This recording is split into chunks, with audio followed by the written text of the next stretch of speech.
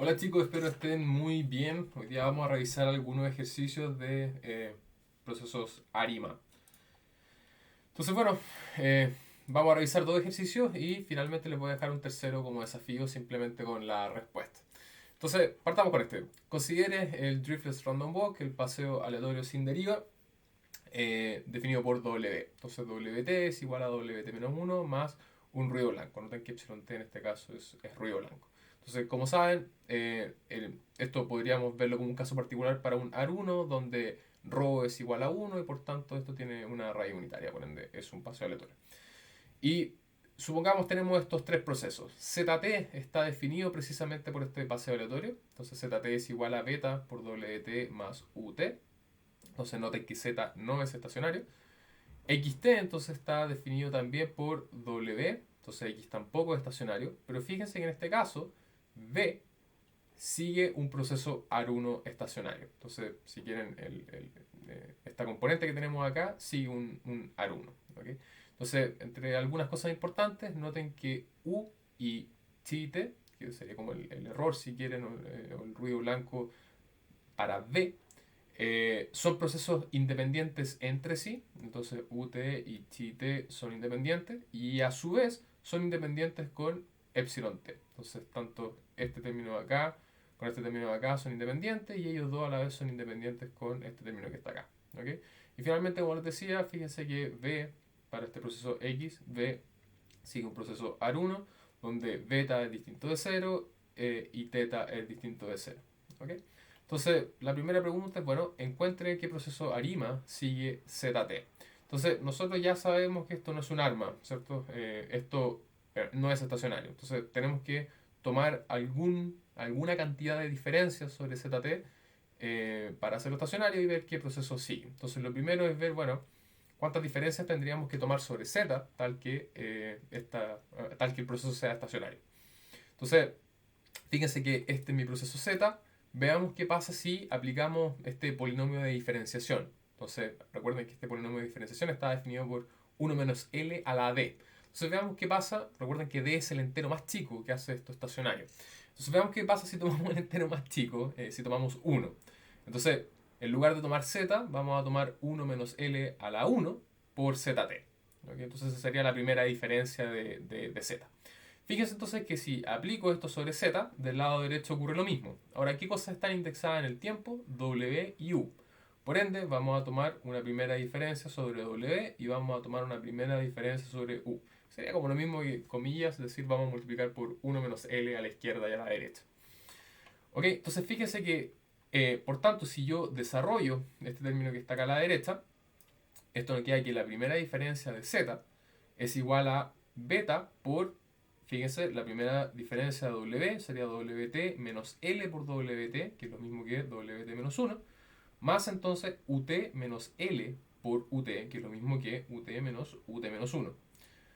Ahora, fíjense que acá precisamente me quedó la primera diferencia de W, y fíjense que si yo tomo WT y le resto WT menos 1, o sea, si yo tomo esa primera diferencia, precisamente me queda un ruido blanco. Esto es lo mismo que decir, mira, voy a tomar, por ejemplo, un precio que no tiene deriva, imagínense un precio que sigue un paseo aleatorio sin deriva. Si yo tomo la diferencia de precios, precisamente lo que me quedaría es un ruido blanco. Entonces eso es lo que estamos viendo acá. Tomé una serie que era un random box sin deriva, tomé su primera diferencia y precisamente lo que me queda de esto que está acá es un ruido blanco. Ok, entonces fíjense que esta primera diferencia de Z finalmente me queda una combinación de puro ruido blanco. Entonces, de nuevo, Z no es estacionario, pero analicemos qué ocurrió con esta primera diferencia de Z, 1 menos L ZT. Fíjense que si nosotros tomamos valor esperado sobre la primera diferencia de Z, sobre este delta Z, si ustedes quieren, esto nos queda beta por la esperanza de epsilon t, que es este término que está acá, más la esperanza de ut menos la esperanza de ut menos 1. Pero fíjense que en el enunciado nos dicen que ut es un ruido blanco independiente y que epsilon t también es ruido blanco. Entonces, por definición, si estas cosas son ruidos blancos, esta esperanza es 0, esta esperanza es 0, esta esperanza es 0 y finalmente la esperanza de este diferencial de z o esta primera diferencia de z es igual a 0. Veamos qué ocurre ahora con la varianza. Bueno, vamos a tener la varianza de cada uno de estos términos y además vamos a tener las covarianzas entre UT y UT-1, entre UT y epsilon t y entre UT-1 y epsilon t. Pero de nuevo, ¿qué ocurre? Nosotros sabemos que UT es independiente de epsilon t. Por ende, la covarianza entre UT y epsilon t es cero, la covarianza entre epsilon t y UT menos 1 es cero, y además UT es un ruido blanco, entonces también la covarianza con sus rezagos es cero. Por ende, todas las covarianzas que aparecen acá son cero, y finalmente simplemente me van a quedar las varianzas de cada uno de estos términos. Entonces la varianza de este primer término, vamos a llamarla sigma cuadrado epsilon, la varianza para este ruido blanco, y esto finalmente entonces me va a quedar como beta cuadrado por sigma cuadrado epsilon. Ok, entonces, bueno, vamos a tener la varianza de cada uno de estos términos individuales, entonces nos va a quedar la varianza de este término, que va a ser beta cuadrado por la varianza de este ruido blanco, epsilon t, que lo voy a llamar sigma cuadrado epsilon, más la varianza de este término de acá, que lo voy a llamar sigma cuadrado u, más entonces la varianza de este término de acá, que lo vamos a llamar sigma cuadrado u también, por ende me va a quedar dos veces sigma cuadrado u.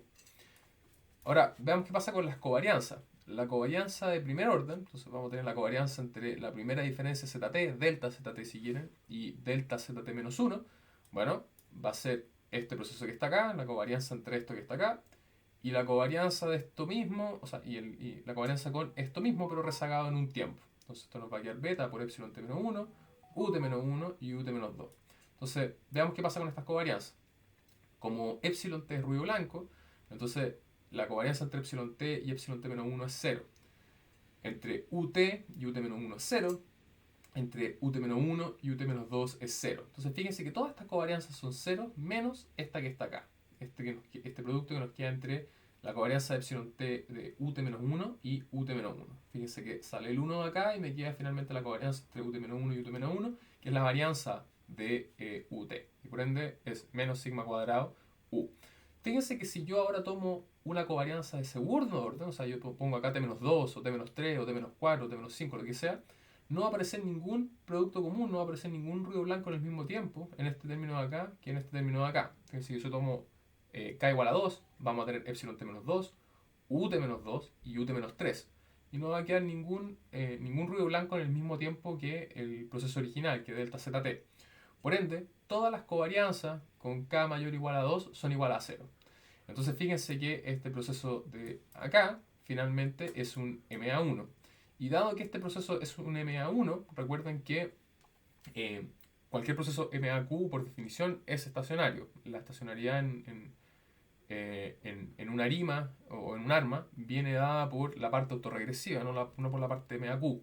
Entonces, como esto nos queda un MA1 simplemente, delta ZT sigue un MA1, que es estacionario, y por ende, habiendo tomado la primera diferencia ZT, esto se volvió estacionario. Entonces, fíjense que D, cuántas diferencias tuvimos que tomar sobre Z para que fuera estacionario, es 1, y lo que nos quedó del lado derecho precisamente es un MA1. Por ende, el proceso original, ZT, sigue un proceso ARIMA 0,1,1. Ahora, bueno, vamos a la siguiente pregunta. Entonces, con el mismo enunciado, ahora B, encuentra el proceso ARIMA que sigue XT. Entonces, XT era igual a teta por WT más BT. Y recuerden que B, en este caso, seguía un proceso AR1. Por ende, uno también podría escribir esto como teta WT más rho BT-1 más chi T. Ahora, nosotros sabemos que XT no es estacionario, entonces vamos a tomar una primera diferencia. Y a su vez sabemos que este V que está acá sigue un proceso AR1. Entonces voy a tomar un polinomio autorregresivo sobre XT. Entonces fíjense que si tomamos la primera diferencia y además aplicamos este polinomio autorregresivo sobre XT, del lado derecho, ¿qué vamos a tener? Bueno, vamos a tener teta por la primera diferencia WT y además estamos aplicando este polinomio autorregresivo de primer orden. Entonces, además vamos a tener esto multiplicado por 1 menos rho por L. Y lo mismo va a ocurrir entonces con WT. Vamos a tener la primera diferencia de WT y vamos a tener entonces la multiplicación por este polinomio autorregresivo. Ahora, fíjense que si yo multiplico WT por este polinomio autorregresivo, vamos a tener BT menos rho por BT por L, que sería lo mismo que rho por BT menos 1. Ahora, fíjense que por el enunciado, esto que está acá entonces es igual a chi t. Recuerden que claro, BT lo definimos como rho por BT menos 1 más chi t. Por ende la diferencia es chi t. Entonces fíjense que si multiplico b por esto que está acá, me queda chi t, y eso lo estamos aplicando a la primera diferencia. Entonces finalmente este término completo es igual a chi t menos chi t menos 1. ¿Ok? Y este término que está acá, el término el lado izquierdo o la primera parte de la suma, finalmente nos queda wt, pero en su primera diferencia. Entonces, tal como en el ejercicio anterior, nosotros sabemos que wt sigue un paseo aleatorio sin deriva. Entonces, esto es igual a, wt es igual a wt menos 1 más epsilon t, más un ruido blanco. Por ende, si yo tomo la diferencia, wt menos wt menos 1, esto nos queda simplemente un ruido blanco. Entonces fíjense que todo este término que está acá simplemente se reduce a teta por 1 menos rho por L epsilon t más chi t menos chi t menos 1. Si nosotros multiplicamos hacia adentro, entonces esto nos queda como teta por epsilon t menos teta por rho por epsilon t menos 1 más chi t menos chi t menos 1. Entonces fíjense de nuevo que esto quedó simplemente una suma de ruidos blancos. Entonces probablemente esto ya es estacionario. Esto ya es estacionario. Si tomamos valor esperado, fíjense que esto simplemente es una combinación de estos cuatro ruidos blancos. Por ende, este término es 0, este término es 0, este término es 0, este término es 0, entonces el valor esperado es 0. Y si tomamos la varianza ahora, fíjense que, bueno, vamos a tener la varianza de estos dos términos sumados. Voy a llamarla sigma cuadrado chi. Entonces acá vamos a tener dos veces sigma cuadrado chi. Y fíjense que de este lado vamos a tener compartido un término en común, la varianza de epsilon t estacionario. Entonces la varianza de epsilon t menos 1 y epsilon t es la misma. La voy a llamar sigma cuadrado epsilon, sigma cuadrado epsilon, que es este término que tenemos acá. Además, como estamos aplicando varianza, este teta sale al cuadrado. Vamos a tener teta cuadrado entonces. Y este término de acá está multiplicado por rho y este término de acá está multiplicado por 1, así que factorizamos y esto nos queda 1 más rho cuadrado porque, bueno, esto está en varianza. Ahora, veamos qué pasa con la covarianza de primer orden. Fíjense que si rezagamos esto en 1, el primer rezago sería teta por epsilon t menos 1 menos teta por rho por epsilon t menos 2 más chi t menos 1 menos chi t menos 2. Entonces vamos a tener dos términos en común, que va a ser epsilon t menos 1 y chi t menos 1. Por ende, al calcular la covarianza, nos va a quedar menos teta cuadrado por rho por sigma cuadrado epsilon menos sigma cuadrado chi. Fíjense que si tomo ahora el segundo rezago, la autocovarianza segundo orden, el término t menos 2 va a ser teta epsilon t menos 2 menos teta por rho epsilon t menos 3 más epsilon t menos 2 menos chi t menos 3. Entonces en ese caso no vamos a tener ningún término en común y por ende todas esas autocovarianzas van a ser igual a 0 siempre que k sea mayor o igual que 2. Por ende, entonces este término de acá es un MA1. Fíjense que entonces la conclusión acá es que esta primera diferenciación nos da un MA1. Y fíjense que además tenemos acá una parte, un polinomio autorregresivo. Entonces fíjense, tomamos una primera diferencia sobre xt, por ende d es igual a 1. Además, tomamos un polinomio autorregresivo de primer orden, entonces un AR1. Y fíjense que del lado derecho nos quedó finalmente un MA1. Por ende, el proceso original xt sigue un proceso ARIMA 1,1,1. Eso. Entonces, ahora vamos al ejercicio 2. Ahora, suponga que xt sigue un paseo aleatorio con deriva y que yt es un AR1 estacionario y que son independientes entre sí. Entonces la pregunta es qué tipo de proceso es zt, que es la suma entre xt y yt. Entonces veamos, si xt sigue un random walk, un paseo aleatorio con deriva, entonces podríamos escribirlo de esta manera.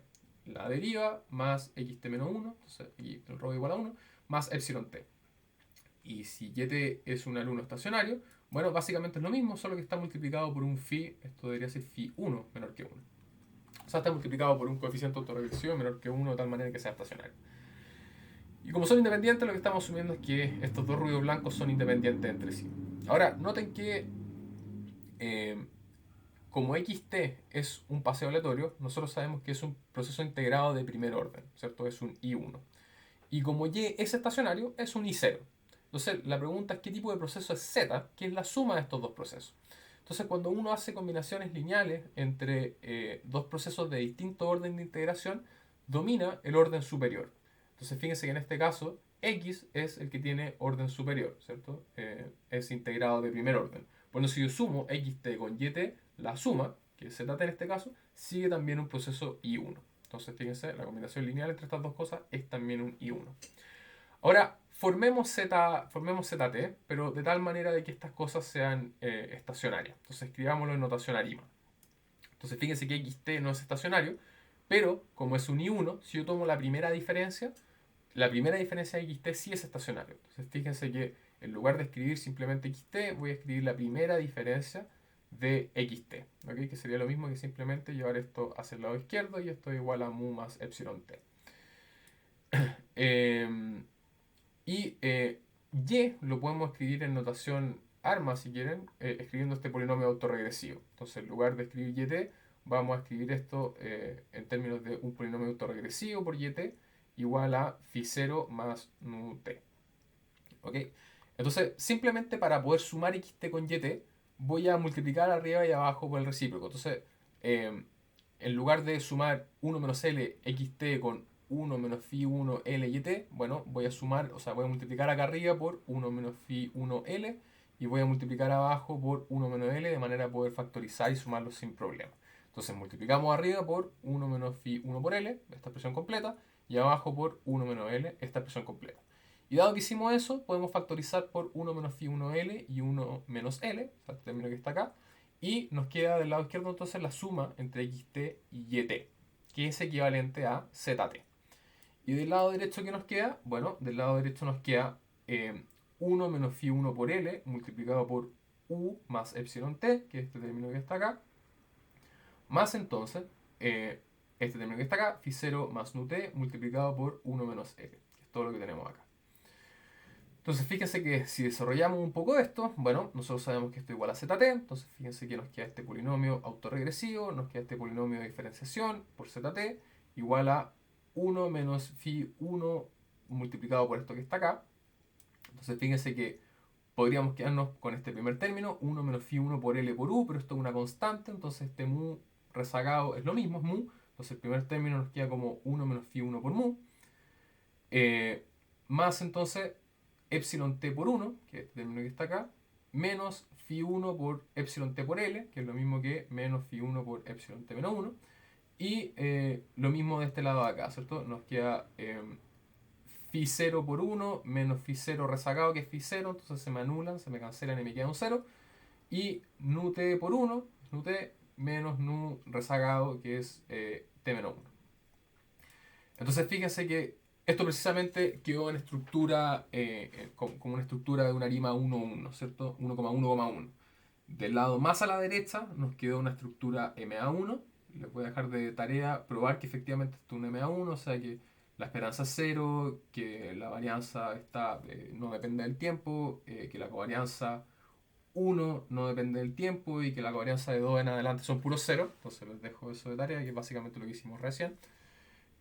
Fíjense que el lado izquierdo el polinomio de diferenciación es d igual a 1 y nos queda un polinomio autorregresivo de orden 1. Entonces, si ustedes quieren escribirlo de una manera más bonita, bueno, ya, con esto ya sabemos que esto es una arima 1,1,1, pero uno podría reescribirlo de la siguiente manera, como zt en su primera diferencia, o sea, delta zt, igual a este término que está acá, que es básicamente una constante, si quieren un drift, más el primer rezago de esto que está acá, que sería básicamente de este delta zt pasar este primer término autorregresivo hacia la derecha, entonces nos va a quedar phi 1 por delta zt menos 1, sería la componente AR1 si quieren, y finalmente todo lo que va del lado derecho, que uno lo podría pensar como un proceso MA1, tengo dos sumas de ruido blanco en el periodo T y el primer rezago de estos ruidos blancos. Aquí uno podría pensarlo como un proceso WT, donde WT es de alguna manera autorregresivo o algo por el estilo.